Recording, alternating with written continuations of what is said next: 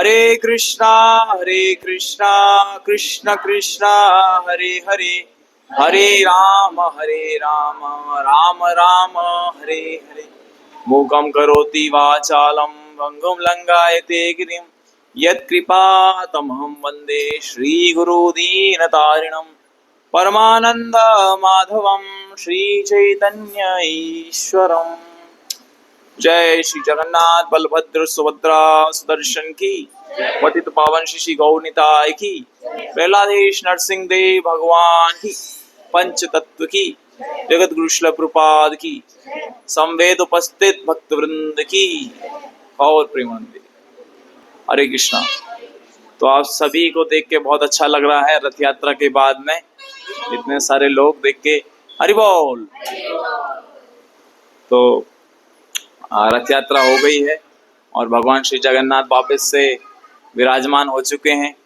जहाँ से भगवान जगन्नाथ निकले थे 7 दिन भ्रमण करने के बाद भगवान ने पिकनिक मना ली 7 दिन की, और पूरी पिकनिक कंप्लीट करके आज वापस, मतलब कल ही आ गए थे भगवान। तो खैर, तो बहुत अच्छा लग रहा है आप सभी को देख के। तो हम लोग भगवद गीता से एक बहुत महत्वपूर्ण श्लोक है, उसको हम लोग पढ़ेंगे यहाँ पे। भगवान कृष्ण ने ये जो श्लोक बोला है काफ़ी महत्वपूर्ण है हम सभी के प्रैक्टिकल जीवन के लिए, क्योंकि आप में से ज़्यादातर लोग जो है गृहस्थ आश्रम में हैं। तो गृहस्थ आश्रम के विषय में भगवान श्री कृष्ण क्या बोलते हैं ये हमें भगवद गीता बताती है। आप लोग सुनना चाहेंगे? आवाज़ नहीं आ रही, नीमच में जनता ठंडी पड़ रही है। ठीक है, मेरे पीछे पीछे दोहराइएगा। शुभ अर्थात शुभ, अशुभ अशुभ, फले है फलों के द्वारा, एवं इस प्रकार, मोक्ष से मुक्त हो जाओगे, कर्म कर्म के बंधने बंधन से, संन्यास संन्यास के, योग योग से, युक्त आत्मा मन को स्थिर करके, विमुक्त मुक्त हुआ, माम मुझे, उपेक्षसी प्राप्त होगे। हम ये भगवद गीता के 9वें अध्याय का श्लोक नंबर 28 पढ़ रहे हैं। मेरे पीछे पीछे आप लोग बोलिएगा। शुभाशुभा फलेरेवं मोक्ष से कर्म बंधने, संन्यास योग युक्तात्मा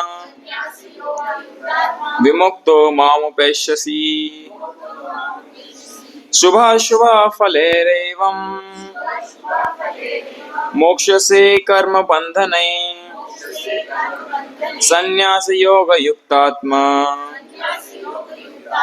विमुक्तो मामुपेष्यसि। शुभाशुभा फलेरेवं मोक्ष से कर्म बंधने, संन्यास योग युक्तात्मा विमुक्तो मामुपेष्यसि। अनुवाद एवं तात्पर्य कृष्ण कृपा मूर्ति अभय चरणारविंद भक्ति वेदांत स्वामी शिल प्रभुपाद जी महाराज के द्वारा शिल प्रभुपाद की। अनुवाद पढ़ेंगे हम लोग। इस तरह तुम, ये भगवान कृष्ण बोल रहे हैं अर्जुन को और आप सभी को भी, इस तरह तुम कर्म के बंधन तथा इसके शुभाशुभ फलों से मुक्त हो जाओगे। इस संन्यास योग में अपने चित्त को स्थिर करके तुम मुक्त होकर मेरे पास आ सकोगे। तात्पर्य, गुरु के निर्देशन में कृष्ण भावनामृत में रहकर कर्म करने को युक्त कहते हैं। परिभाषित शब्द युक्त वैराग्य है। श्री रूप गोस्वामी ने इसकी व्याख्या इस प्रकार की है। भक्ति रसामृत सिंधु 2 अध्याय में बता रहे हैं, अनासक्तस्य विषयान् यथार्थम उपयुञ्जतः निर्बंध कृष्ण संबंधे युक्तम वैराग्यम स उच्यते। श्री रूप गोस्वामी कहते हैं कि जब तक हम इस जगत में हैं तब तक हमें कर्म करना पड़ता है, हम कर्म करना बंद नहीं कर सकते। अतः यदि कर्म करके उसके फल कृष्ण को अर्पित कर दिए जाएं तो यह युक्त वैराग्य कहलाता है।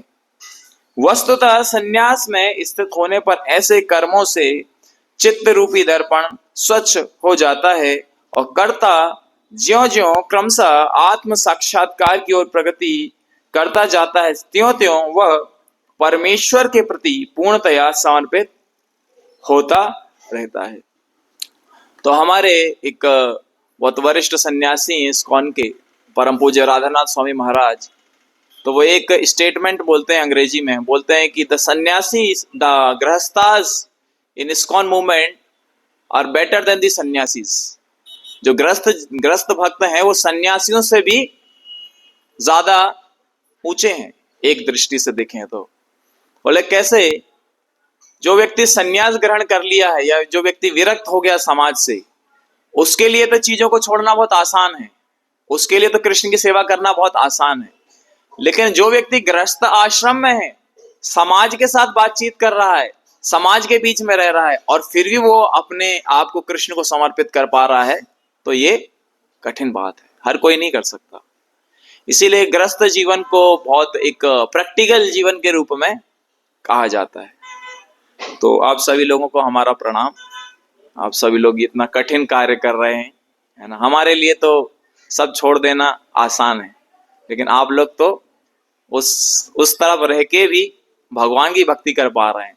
उस तरफ से कई लोगों से गोलियां भी खा रहे हैं, है ना। कई लोगों से बातें भी सुन रहे हैं, कई लोग आपको नीचे भी खींचने का प्रयास कर रहे हैं, है ना। आजकल जैसे मैं सुनता हूँ, कई लोग आके बताते हैं कि हमारे ऑफिस में बहुत पॉलिटिक्स होती है ना।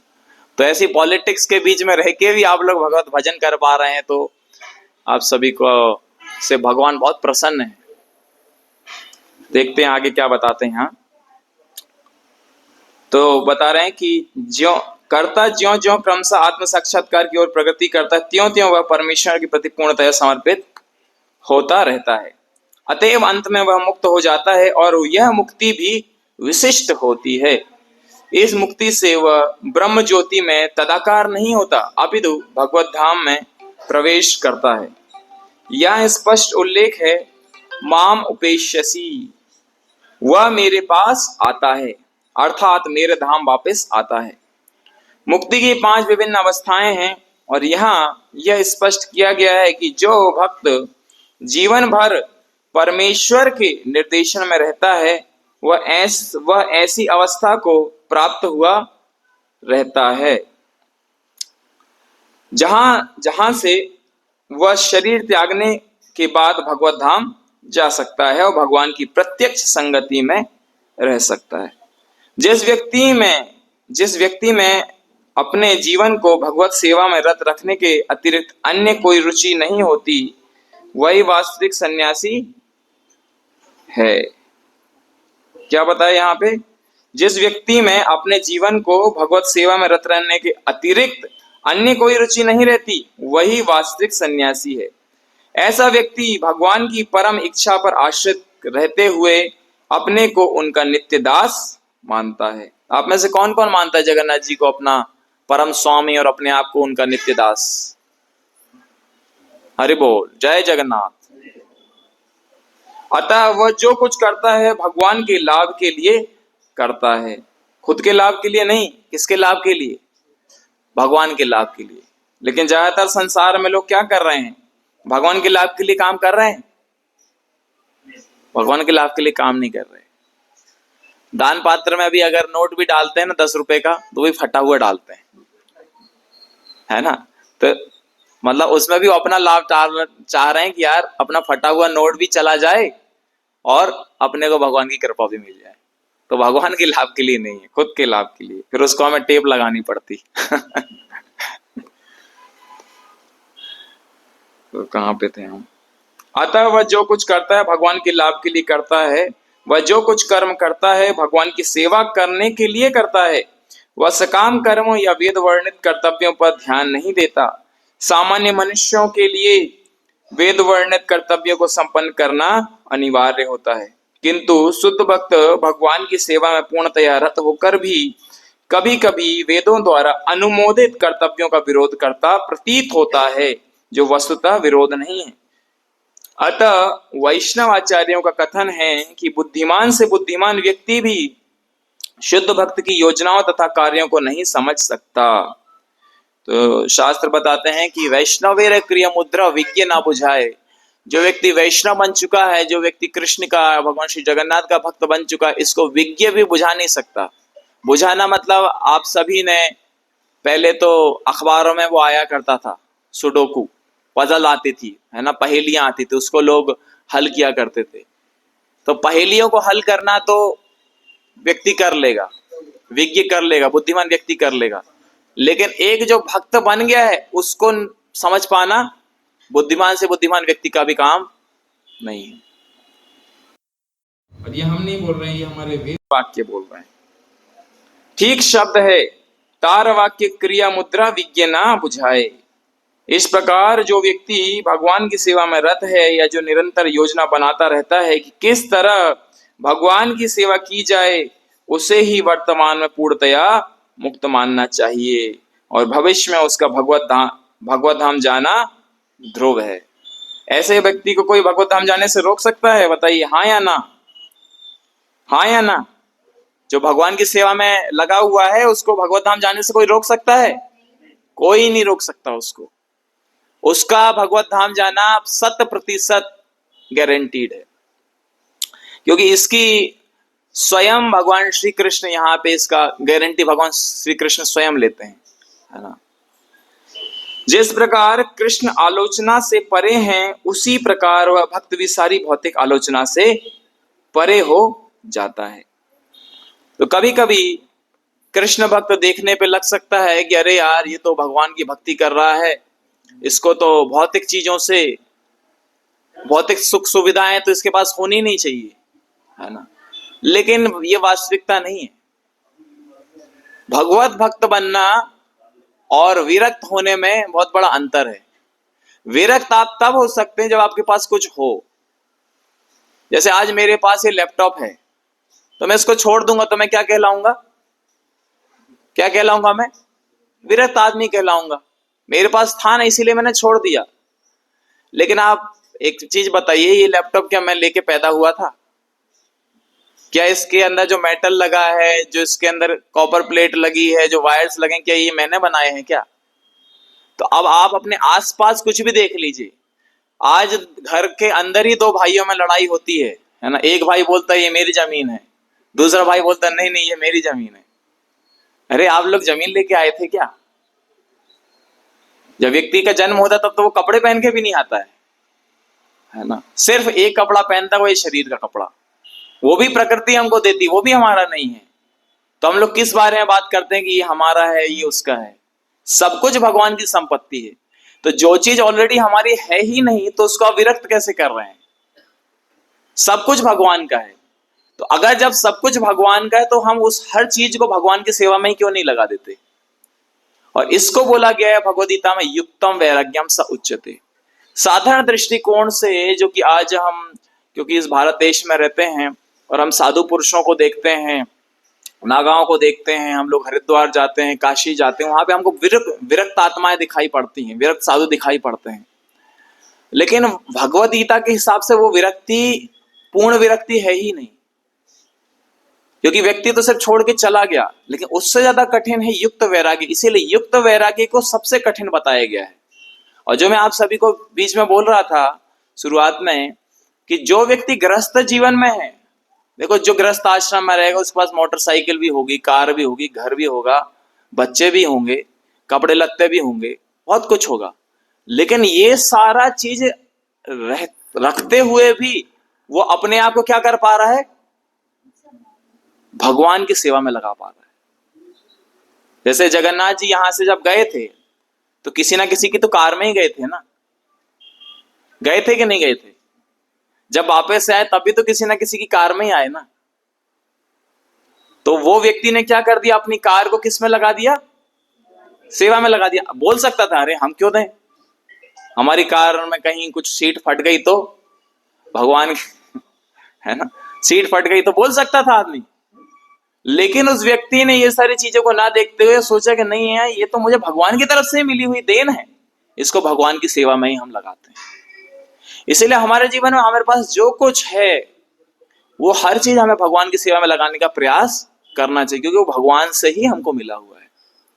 और वो आप सभी भक्तों को हम देख के वो चीज हम देख भी पा रहे हैं कि ऐसा हो भी रहा है। तो भगवान श्री कृष्ण भगवद गीता में बताते हैं कि नेह विक्रमानासोस्ति प्रत्यवायो न विद्यते स्वल्पमपि यस्य धर्मस्य त्रायते महतो भयात्। बोले इस संसार में जो सबसे बड़ा भय है वो भय काय का है? मृत्यु का भय।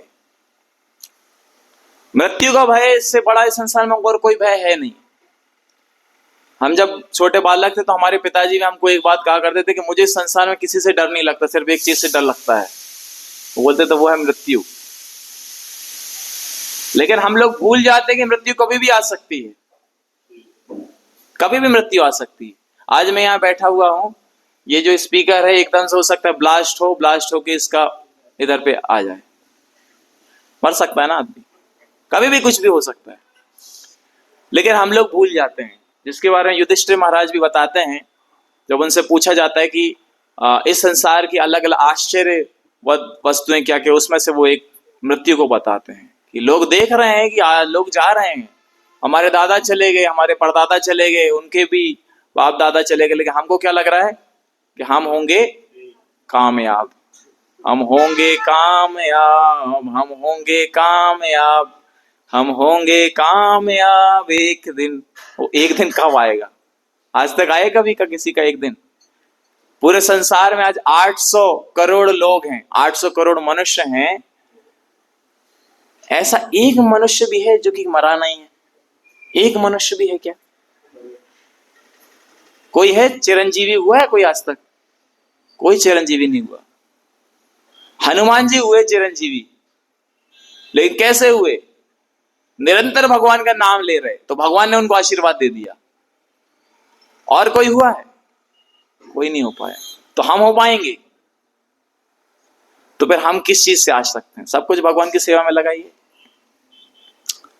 तो मैं जो बोला था, नेहा विक्रमा नासोस्ति, हमारे पास जो कुछ है, हम जो भी भक्ति कर रहे हैं, भगवान इतनी तक गारंटी लेते हैं कि अगर हम कुछ थोड़ा बहुत भी सेवा कर देते हैं ना, तो अगले जीवन में भी अगर हमको कहीं मौका मिलेगा ना, तो वो वहीं से चालू होगी। हमारा बैंक अकाउंट में जितना भर दिया ना हमने पैसा, है ना, जितना पैसा हमने भर दिया, जब हम मरेंगे तो हम कुछ लेके जा पाएंगे क्या? हम बोल पाएंगे HDFC वालों को कि पिछले जीवन में मेरे अकाउंट में 10 करोड़ रुपए थे, मुझे वापस दे दीजिए? डंडा मार के भगाएंगे है कि नहीं? कोई भिखारी के जीवन में जन्म हुआ है इसका, है ना, एकदम गरीब है, वो HDFC वाले के पास जाएगा, बोलेगा 10 करोड़ थे पिछले जीवन में, देंगे क्या वो लोग? कभी नहीं देंगे। क्यों देंगे? लेकिन भगवान की सेवा कोई कर दिया, भगवान के नाम जप कर दिया, भगवान बोल रहे हैं वो तुमने जितना अकाउंट भर लिया ना अपना भक्ति का बैंक अकाउंट, वो अगले जीवन में भी मिलेगा, अगले जीवन में फिर वहीं से चालू। और एक और विशेष बात भगवान भगवद गीता में बता रहे, बोल रहे हैं कि मेरा जो भक्त है, जो भक्ति करता है, जो सेवा करता है, उसके पास जो कुछ है, जो गाड़ी है, बंगला है, वो सब का तो मैं रक्षा करूंगा ही, लेकिन जो नहीं है वो सब भी उसको दे दूंगा। बोली हरि बोल। अब बताओ, अगर किसी को अगर गाड़ी और बंगले के लिए भगवान के पास आना है तो कोई समस्या है क्या? समस्या है कोई?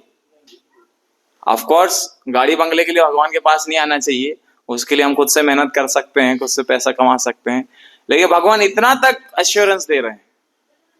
इससे ज्यादा बड़ा हृदय वाला आदमी पूरे संसार में कोई हो सकता है क्या?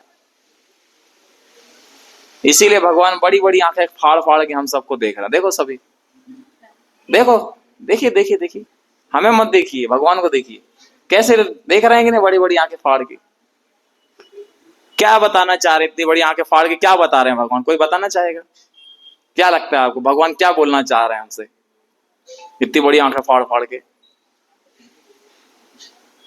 क्या लगता है आपको? कुछ विचार आ रहे होंगे मनो, बताइए।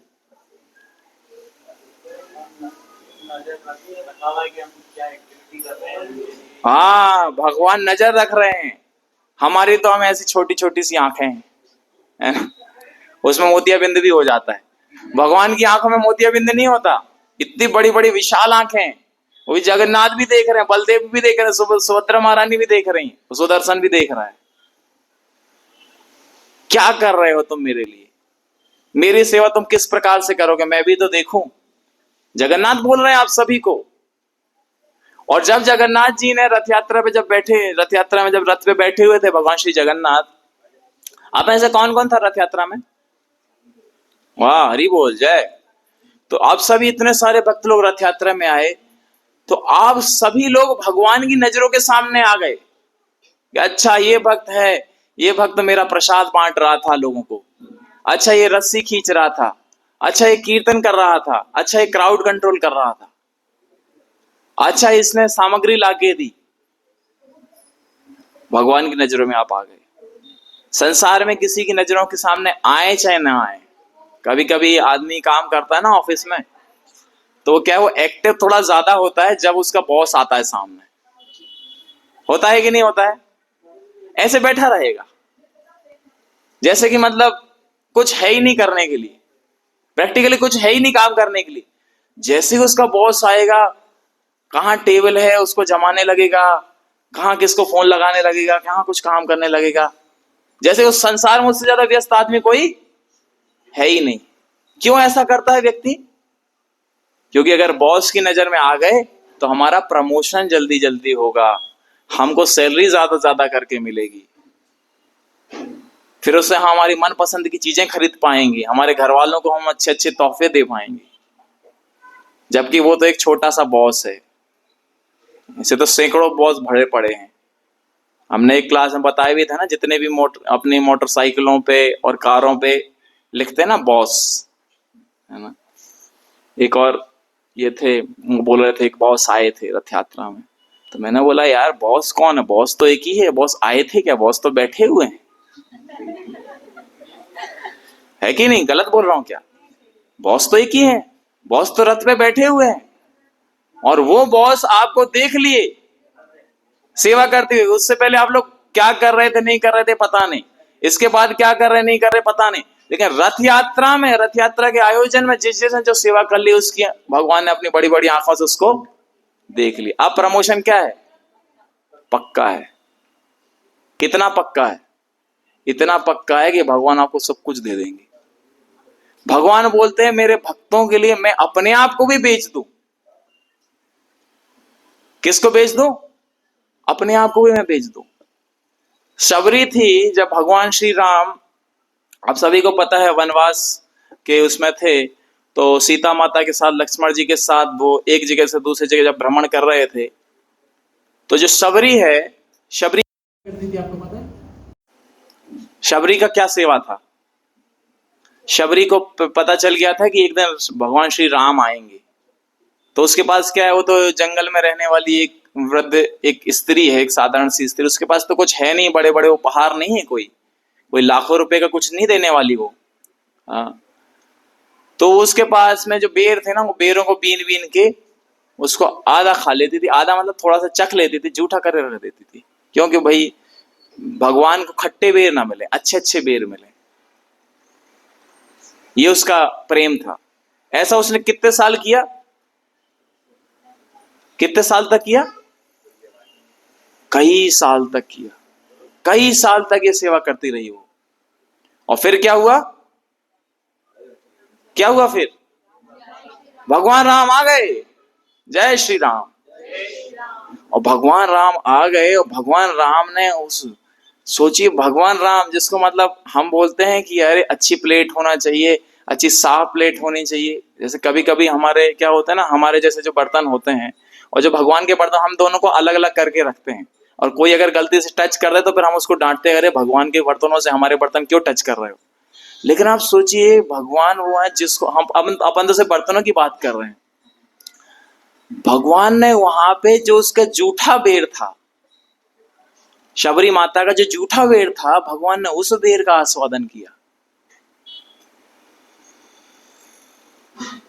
अगर आज मुझे मतलब कोई आके बोलेगा ना कि प्रभु जी ये बहुत अच्छा हाई क्वालिटी का एकदम एप्पल आपके लिए लेके आया हूं मैं, है ना, तो मैंने बस इसको थोड़ा सा टेस्ट करना था, तो आधा मैंने खा लिया जूठा करके, आधा आप लीजिए। मैं कभी नहीं खाऊंगा। लेकिन भगवान हमारी तरह नहीं है। भगवान हमारे देखते हैं भाव, इसीलिए उनका नाम क्या है, भावग्राही जनार्दन। भगवान क्योंकि जैसे दुकानों पे तोल कांटा होता है ना, कि भैया कितना वजन हो गया, कितना क्या हो गया, भगवान वो तोल कांटा या कैलकुलेटर लेके नहीं बैठे हुए हैं। भगवान हमारी भावनाओं को देख रहे हैं। हम में से हर एक की भावनाओं को भगवान आंख फाड़ फाड़ के देख रहे हैं। और आप सभी का मैं बहुत बहुत धन्यवाद देना चाहता हूं कि आप लोगों ने रथ यात्रा के इतने सुंदर आयोजन में, वास्तविकता में जब मैं यहाँ पे आया था, तो क्योंकि मैं उज्जैन के बाहर की मेरी पहली रथ यात्रा थी। लगभग 13 वर्षों से मैं उज्जैन रथ यात्रा में ही भाग ले रहा था। तो इस बार जो है उज्जैन रथ यात्रा में मैंने भाग नहीं लिया, क्योंकि मुझे बोला गया वरिष्ठों के द्वारा कि आपको नीमच में रहना है। तो मैं सोचा कि कहाँ हमारी उज्जैन की रथ यात्रा होती है, इतने सारे लोग होते हैं, इतने सारे भक्त लोग सेवा करते हैं, इतना सुंदर आयोजन होता है, भगवान कितने सुंदर उधर उनका ये होगा, कैसे उधर छोड़ के इधर आऊं। थोड़ा सा ये लग रहा था। लेकिन जब रथ यात्रा के दिन, और इवन रथ यात्रा से पहले भी मैं जब देखा भक्त लोग कितना मेहनत कर रहे हैं, कोई भक्त कुकिंग में लगा हुआ है, कोई सामग्री लाने में लगा हुआ है। फिर मैंने देखा कि वो जिस दिन प्रसाद बट रहा है उस दिन ये हमारे दीपक प्रभु के अंडर जो ये है एल्कोलॉइड जो कॉलोनी है, वहां से भक्त लोग आए हुए हैं। वो लोग सबको प्रसाद बांट रहे हैं। चाहते तो पहले खुद ले लेते, इतने सारे लोगों को 5,000 7,000 लोगों को प्रसाद बांटा, इतने सारे लोगों को प्रसाद बांट रहे हैं। तो मेरा तो हृदय एकदम ये हो गया कि मैं क्या कर रहा हूं, मुझे भी कुछ करना चाहिए। इतना सुंदर कीर्तन हुआ, तो मैं अपेक्षा कर रहा था कि हाँ ठीक है, हर जगह हो रही रथ यात्रा, मध्य प्रदेश में 95 जगह रथ यात्रा हो रही, यहां भी हो जाएगी, कौन सी बड़ी बात है। लेकिन जब हमने भक्तों को देखा तब आनंद की कोई सीमा ही नहीं रह गई। फिर इसलिए फिर जब इस प्रकार की स्थिति में जब हम देखते हैं तो एक दूसरे को मोटिवेशन मिलता है कि नहीं मिलता है। जब आप खुद भी देखेंगे किसी दूसरे भक्त को सेवा करते तो आपको भी लगेगा ना कि यार चलो मैं भी कुछ सेवा करता हूं। तो ये है वास्तविकता में एक समुदाय। जो हम समुदाय की बात करते हैं, जो आज पूरा विश्व यूनाइटेड रहने की बात कर रहा है, जो यूनाइटेड नेशंस का जो कंसेप्ट आया था कई वर्षों पहले, हालांकि वो कंसेप्ट एक कंसेप्ट ही रह गया है, क्योंकि यूनाइटेड नेशंस का काम था कि सारे जो देश हैं जो अलग अलग हो गए सबको एक साथ लाना, सबको वापस जोड़ना। लेकिन ये तो हिस्ट्री बता रही है कि यूनाइटेड नेशंस जब से बना उसके बाद निरंतर हर साल झंडे बढ़ते जा रहे हैं। अभी लगभग शायद 215 या 200 ऐसे कुछ देश हैं। जब यूनाइटेड नेशन चालू हुआ था तब शायद 100 भी नहीं थे। तो देश विभाजित होता जा रहा है। रशिया यूक्रेन के बीच लड़ाइयां चल रही हैं, इंडिया पाकिस्तान बांग्लादेश चाइना सबसे लड़ाइयां चल रही हैं। लेकिन श्रील प्रभुपाद जी की कृपा से, भगवान श्री जगन्नाथ की कृपा से आज ये जो रथ यात्रा हमने की है, तो ये सिर्फ नीमच में नहीं हुई, कहां कहां हुई पता है आप लोगों को? 150 से ज्यादा देशों में रथ यात्रा हो गई। हम लोग कल्पना भी कर सकते हैं 150 से ज्यादा देश, हम तो अपन 150 देश का नाम नहीं ले पाएंगे, इतने सारे देश हैं। मैंने एक वीडियो देखा, मेरे को एक भक्त ने वीडियो भेजा, चाइना में रथ यात्रा हो रही थी। किस देश में? चाइना में रथ यात्रा। अब चाइना एक ऐसा देश है जहां पे वो लोग ऐसी कोई चीज नहीं जो वो खाते ना हो, ऐसी कोई चीज है जो वो खाते नहीं है वो लोग। एक बिल्ली आती है, बिल्ली एक विशेष प्रकार की एक बिल्ली है, तो बोले दुनिया में जो सबसे महंगी कॉफी जो बिकती है वो बिल्ली, वो कॉफी कहां से बनती है आपको पता है? एक विशेष प्रकार की बिल्ली होती है, जब वो बिल्ली है उसको हम कुछ खाने के लिए देते हैं तो वो जो मल त्यागती है उस मल को सुखा दिया जाता है, और उसको जब पूरा जो सूख जाता है तो उसको पीस के उसमें थोड़ा और केमिकल डाल के उससे कॉफी बनाते हैं, और वो कई हजारों लाखों रुपए में बिकती है। ये है हमारे चाइना वाले लोग। और वो चाइना में जो चाइनीज लोग हैं, भारतीयों की बात नहीं कर रहा हूं, चाइनीज लोग, आप लोग को भी वीडियो भेजूंगा मैं, वो चाइनीज लोग रथ यात्रा निकाल रहे हैं। और जबकि चाइनीज एक प्रकार से नास्तिक देश है, वहां पे आप पब्लिकली, वहां पे आज इस्कॉन का मंदिर बहुत पहले ही हो जाता है, लेकिन चाइना में अलाउड ही नहीं है मंदिर मस्जिद कुछ होना। तो वहां पे वो लोग ने बहुत बड़ा हॉल किराए पे लिया, विशाल हॉल, और उस हॉल के अंदर ही भगवान की रथ यात्रा निकली, उसी हॉल के अंदर ही अंदर, क्योंकि बाहर निकाल नहीं सकते, बाहर निकालेंगे तो वो सरकार जेल में डाल देगी। अब उत्साह देख पा रहे हैं, अगर आप में से किसी को बोला जाए कि इस्कॉन नीमच में आना है और ये इधर से उधर तक जगन्नाथ जी को और उधर से इधर तक, हाँ कुछ लोग तो आएंगे जो विशेष प्रेम करते हैं, लेकिन सब लोग आएंगे क्या? जितने लोग आपको रथ यात्रा में देखे इतने लोग आ पाएंगे क्या? कभी नहीं आ पाएंगे। लेकिन उनके उत्साह को देखिए, चाइना में लोग वो हॉल के अंदर रथ यात्रा निकाल रहे हैं।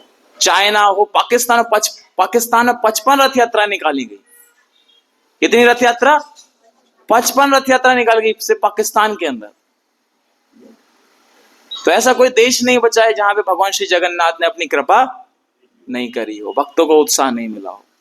तो जब हम ये सब चीजें सुनते हैं, देखते हैं, समझते हैं, तो फिर हमें भगवान के प्रति विश्वास बढ़ना चाहिए कि कम होना चाहिए?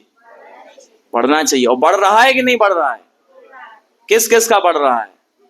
दोनों हाथ ऊपर उठाइए और बोलिए, हरे कृष्णा कृष्णा कृष्णा हरे हरे, हरे राम राम राम हरे हरे।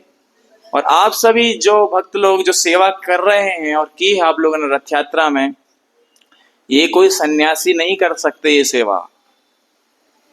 ये सेवा सिर्फ कौन कर सकता है? आप लोगों की तरह भक्त ही कर सकते हैं। कितने सारे सन्यासी हैं, कोई काशी में है, कोई वृंदावन में, लेकिन वहां पे बस एक जगह बैठे हुए हैं। भगवान की इस प्रकार से सेवा कर पा रहे हैं क्या? वो कर पा रहे हैं क्या इस प्रकार से सेवा? लेकिन आप लोगों ने कर दिया, तो आप लोग तो उनसे बेहतर हुए ना। तो आपने खुद के लिए एक बार तालियां बजा दीजिए। ऐसा धीरे धीरे मत बजाइए, कम से कम खुद के लिए नहीं बजाना, दूसरों के लिए बजा दीजिए।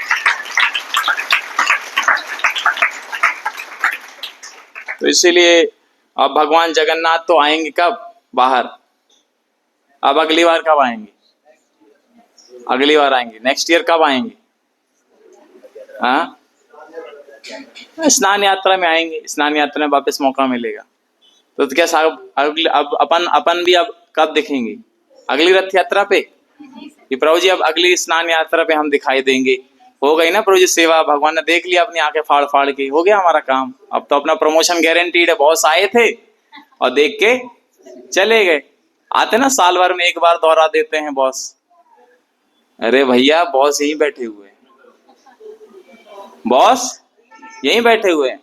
मैंने बोला जगन्नाथ जी की रथ यात्रा तो उसके लिए है जो मंदिर नहीं आ सकता है, जो इतना अधमी है, इतना पापी है, सेवा नहीं कर सकता, रथ यात्रा उनके लिए। हम लोगों का क्या काम रहता है? हम लोगों का काम है भगवान श्री जगन्नाथ को, क्योंकि भगवान अपना तो पर्सनल वाला संबंध है ना।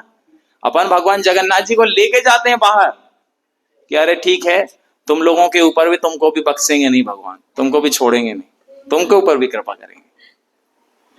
इसीलिए अब आप सभी का कर्तव्य ये नहीं कि अगली रथ यात्रा में आना है, आप लोगों को अब रोज आना है। कितने बार आना है?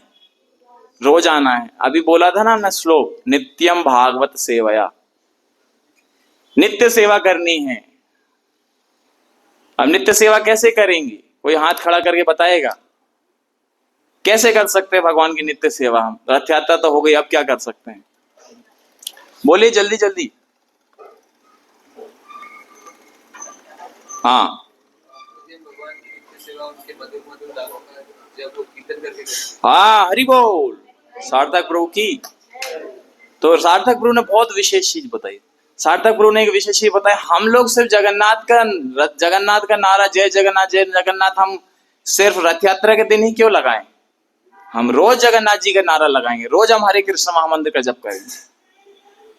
तो आज आप सभी के पास एक अवसर है भगवान को अपना प्रेम प्रस्तुत करने का। अगली बार जब जगन्नाथ जी आएंगे ना, अगली बार बॉस जब बाहर निकलेंगे ना, तो बाहर वालों को तो देखेंगे, आप लोग को भी देखेंगे, तब पूछेंगे तो बेटे कितना माला जप करते हो, पिछले 1 साल से जप किया कि नहीं किया?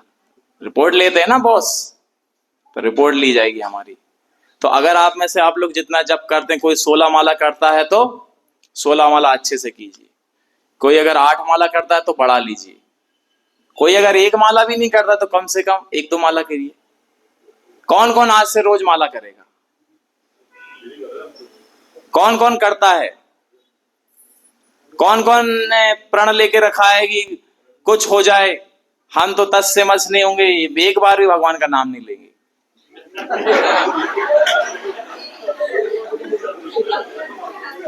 तो कौन कौन लेता है और भगवान का नाम रोज जप करेगा? एक माला कम से कम, एक माला सब करेंगे।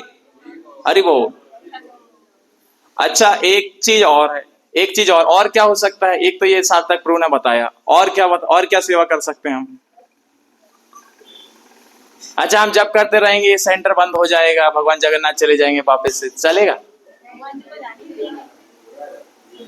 भगवान जगन्नाथ देखो, सेंटर बंद हो जाएगा तो फिर कहाँ रहेंगे भगवान जगन्नाथ?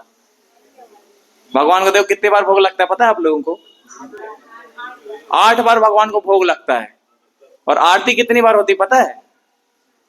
6 बार आरती होती और 1 बार अर्चन में भी होता है, अर्चन में भी भोग लगाते हैं। तो अभी इतना नहीं हो पाएगा तो भगवान चले जाएंगे। अरे देखो, वो जो हमारे 2 जन खड़े हुए ना हाथ ऊपर उठा के, वो तो बहुत सीधे साधे लोग हैं। उनको तो तुम कुछ खाने को नहीं भी दोगे ना तो ये कहेंगे कोई बात नहीं। सार्थक प्रभु ने बोला ना हरे कृष्णा हरे कृष्णा, सार्थक प्रभु ने बोला ना कि हाँ यार ठीक है चलो अपन भी, ये भी हरे कृष्णा अपन भी हरे कृष्णा हरे कृष्णा। लेकिन ये तो बड़े बड़े हैं, शरीर भी देखो, हमारी तरह तो इनमें 5-10 आ जाएंगे। और आंखें भी बड़ी बड़ी, मुंह भी देखो कितना इतना बड़ा फैला हुआ है कि नहीं? बड़े बड़े चेहरा। खाने को भी उनको खूब सारा लगता, 8 बार खाते दिन में, खाने वाले भगवान है। कोई पुरी गया आप में से? जगन्नाथपुरी गया कोई? जगन्नाथपुरी में आप जाएंगे ना तो मंदिर के पीछे ही आनंद बाजार है। बोले भगवान को दिन भर लगता है वो। उनसे एक हमने पूछा वहां के पंडा से, मेन पंडा जो थे, कि यहाँ भगवान कितने बार खाते हैं? वो दिन भर खाते हैं। हमने सोचा दिन भर कैसे खाएंगे? बोले खाते हैं, हमारे खाने वाले ही भगवान है। इनको एक प्लेट रखी, वो खाया, दूसरी प्लेट हाजिर, खाते ही रहते हैं खाते ही रहते हैं। तो यहाँ पे तो अपन ने स्टैंडर्ड थोड़ा सा कम रखा हुआ है। ठीक है भगवान, आप थोड़ा हमारे नीमच वासियों पे कृपा कीजिए, हम दिन भर तो हमारा योग्यता नहीं है, आप कम से कम 8 बार ही खाइए। तो कौन कौन चाहेगा कि भगवान ऐसे खाते पीते रहें? बोली हरि बोल। आप खिलाएगा कौन इनको? कौन खिलाएगा? बोले मदन मोहन प्रभु जी आप ही खिलाइए। मदन मोहन प्रभु जी भाग जाएंगे। जय जगन्नाथ। देखो इस पट बंद कर लिए ना, भोग लगेगा, खाने का टाइम चालू फिर। तो भगवान जगन्नाथ खाते पीते भगवान हैं, तो खाने पीने की जिम्मेदारी कौन लेगा? कौन कौन खिलाना चाहेगा भगवान को? बताओ यार, ऐसे शर्मा रहे हैं आप लोग। बताओ, आप लोग खुद अच्छे अच्छे रसगुल्ला मिठाइयाँ खाते हैं, गोपी मिष्ठान भंडार और क्या क्या रतन स्वीट क्या क्या जगह है, और भगवान को ऐसा सस्ते में रेस्टोरेंट्स में खुद जाके खाते हैं और भगवान को सस्ते में निपटाएंगे। तो कौन कौन माता जी जिम्मेदारी लेंगे कि हाँ हम लोग भी कभी कभी आके हफ्ते में 1 दिन हम आके भगवान के लिए भोग बनाएंगे? और बाकी माता जी लोग नहीं खिलाना चाहते भगवान को? हाँ आएंगे पक्का?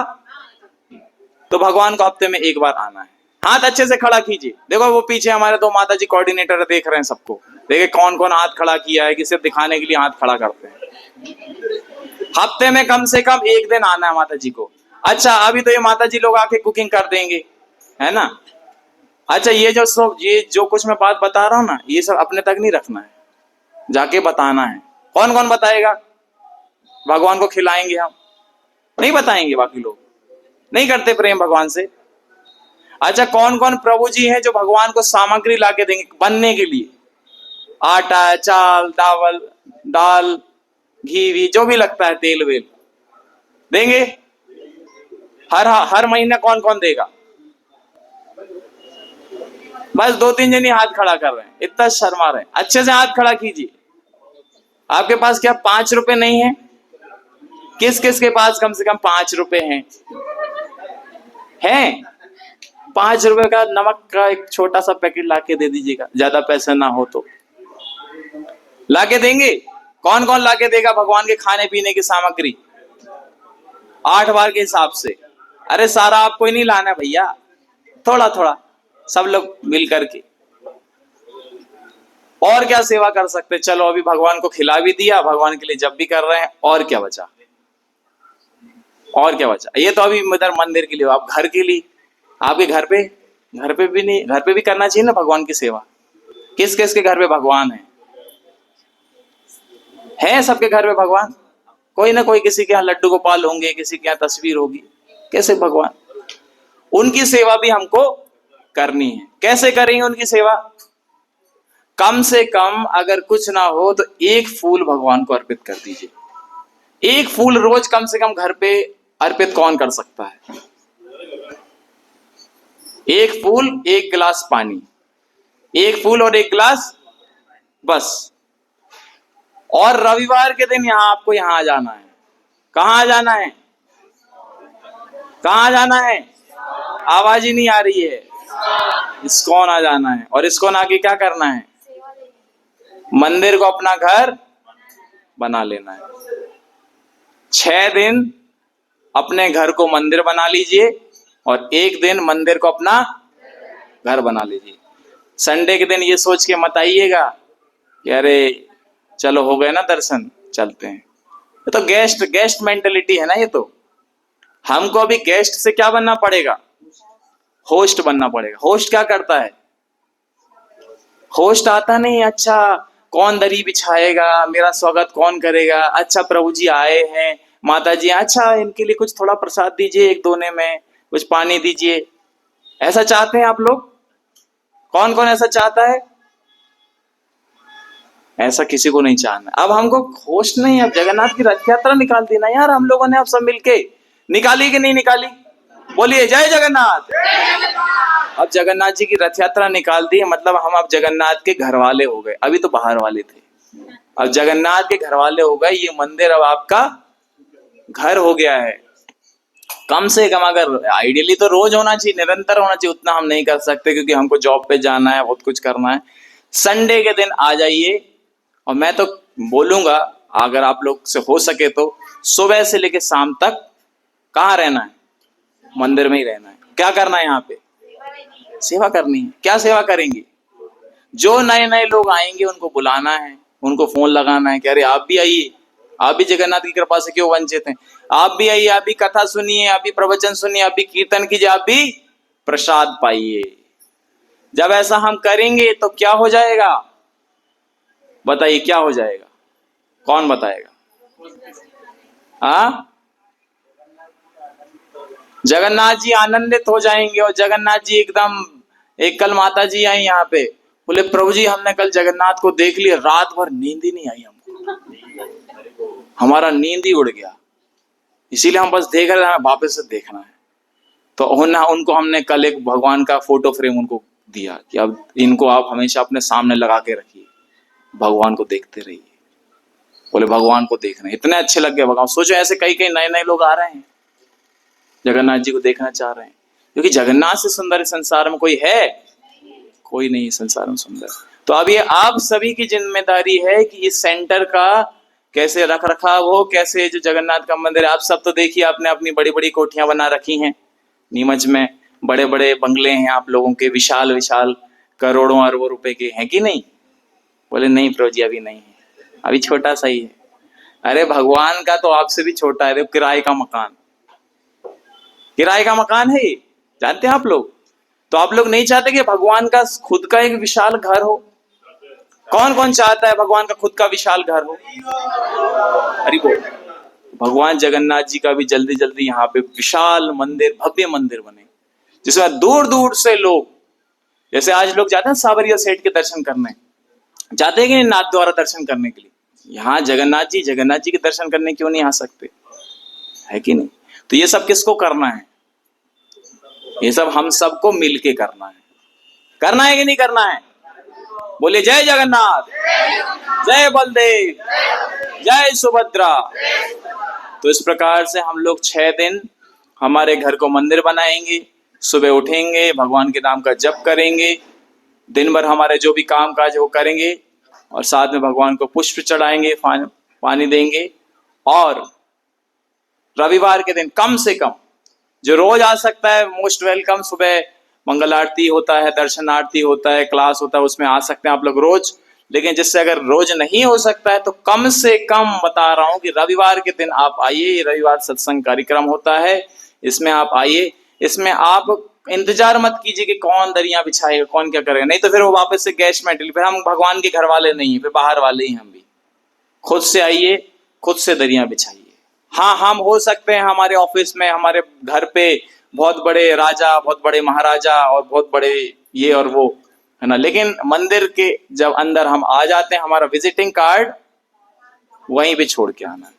हमारे डॉक्टर की उपाधि, हमारी इंजीनियर की उपाधि, हमारी ये उपाधि वो उपाधि सारी वहां पे दरवाजे के बाहर रखें। यहाँ पे हम क्या है, यहाँ पे हमारी सिर्फ एक उपाधि है, वो है दास। इसीलिए हमारे इस्कॉन में जो भी भक्त जुड़ जाता है ना, तो वो अपने नाम के पीछे क्या लगा लेता है, दास। किसका दास? हरि का दास, भगवान श्री कृष्ण का दास, जगन्नाथ जी का दास। और अगर वो नहीं लगाएगा तो माया का दास तो वो है ही बाय डिफॉल्ट। फोन की डिफॉल्ट सेटिंग होती है ना, मशीन की डिफॉल्ट सेटिंग होती है, वो बाय डिफॉल्ट सेटिंग है ही, हम माया के दास वैसे ही हैं। दास तो बनना ही है, किसी ना किसी का बॉस के ऊपर तो सलाम ठोकनी है, किसी ना किसी को बोलना ही है जय जय जय जय। तो इससे अच्छा जगन्नाथ को ही बोलो ना, है कि नहीं। इसीलिए आप लोग आइए, खुद से आप सबको बिठा लिए, नए नए लोगों को बुलाइए, अपने कॉलोनी वालों को, अपने घर परिवार वालों को, सबको लेके आइए। और एक इधर विशेष ऐसा एक समुदाय बनाइए जिससे लोग बस देख के ही बोलें कि वाह, ये हमारा एक बड़ा परिवार। आज देखिए, पहले बड़े बड़े फैमिलीज हुआ करती थी, लोगों के घर में 10 लोग, 20 लोग, 50 लोग रहा करते थे, ज्वाइंट फैमिलीज हुआ करती थी। फिर ज्वाइंट फैमिली से अभी क्या हो गया, न्यूक्लियर फैमिलीज हो गई, है ना। क्या क्या वो स्लोगन था, कुछ आया था, हम दो और हमारे दो, ऐसा स्लोगन चलता था, पति पत्नी और उनके 2 बच्चे। अब तो वो भी नहीं रह गया, अब तो व्यक्ति अकेला ही रहना चाहता है। तो ये क्या हो रहा है, ये तो पूरा खात्मा होते जा रहा है। लेकिन जब लोग आके देखेंगे, अरे ये तो इतने सारे लोग हैं, इतने सारे लोग साथ में हाथ से हाथ पकड़ के नृत्य कीर्तन कर रहे हैं। जैसे मैं जब भी भक्त लोग नृत्य करते हैं तो मैं शुरुआत में सबसे पहले उनको बोलता हूँ कि जब से सबसे पहले जब हमारा नृत्य चालू हो, हमें अलग अलग स्टेप्स हैं, लेकिन सबसे पहले जब नृत्य चालू हो, हाथ से हाथ पकड़ के नृत्य करना चाहिए, सर्किल बना के। क्योंकि ये जो नृत्य करना है हाथ से हाथ पकड़ के, ये यूनिटी का सिंबल है, यूनाइटेड है हम। यहां पे कोई किसी का ये नहीं है, सब एक समान है। भगवान के सामने सब कैसे हैं, एक समान है, ज्वाइंट फैमिली। कई लोग रथ यात्रा में आके पूछ रहे थे हमसे, अरे प्रभु जी आप लोग इतने खुश क्यों हैं? अरे तो खुश नहीं होंगे तो रोएंगे क्या? भगवान जगन्नाथ की, हमारे भगवान की सवारी निकल रही है, खुश तो होंगे ही हम। तो इतने सारे लोगों को जब खुश देखेंगे लोग, तो एक सकारात्मक ऊर्जा पूरे नीमच में फैलेगी। और आप किसी भी बड़े इस्कॉन मंदिर में चले जाइए, उज्जैन में है, इंदौर में है, भोपाल में है, दिल्ली में है, कहीं भी चले जाइए, वहां पे ये इस प्रकार का संगठन दिखाई पड़ता है। एक आध जो साथ में रहने को दिखाई पड़ता है। इससे आपके निजी जीवन में भी आप खुशी रह पाएंगे, आनंदित रह पाएंगे।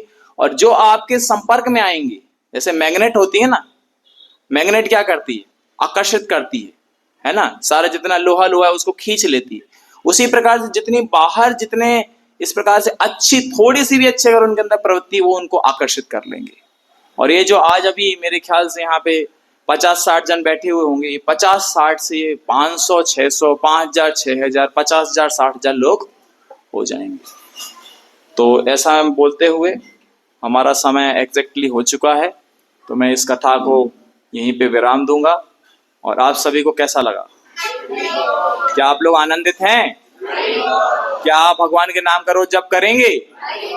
क्या आप भगवान जगन्नाथ की सेवा करने में मदद करेंगे? और कौन कौन अपने घर को 6 दिन मंडे टू सैटरडे मंदिर बनाएगा घर को? कम आ रही आवाज? अच्छा, कौन कौन 7वें दिन संडे के दिन इस मंदिर को अपना घर बना लेगा? तो उसमें क्या करना पड़ेगा हमको? आके सेवा करनी पड़ेगी। और बाहर के लोगों को बुलाना पड़ेगा क्या? और खुद आना पड़ेगा क्या? खुद तो आना ही है। और प्रसाद बांटना पड़ेगा क्या? सामग्री लानी पड़ेगी क्या? हरि बोल। आप सभी का बहुत बहुत धन्यवाद आपकी समस्त सेवाओं के लिए, आपका भगवान के समय के लिए, और मैं आप सभी के लिए भगवान श्री जगन्नाथ, बलभद्र, सुभद्रा, सुदर्शन, भगवान श्री श्री गौर निताय, प्रहलादेश नरसिंहदेव भगवान, राधा मदन मोहन जी एवं शिल प्रभुपाद जी से प्रार्थना करता हूं कि आपके ऊपर भगवान असीम कृपा रखें और आप जो है भगवान के नाम में दिव्य रुचि पा सकें, भगवान के भक्तों के संगति में दिव्य रुचि पा सकें और जीवन में खूब आगे बढ़ें। हरे कृष्णा।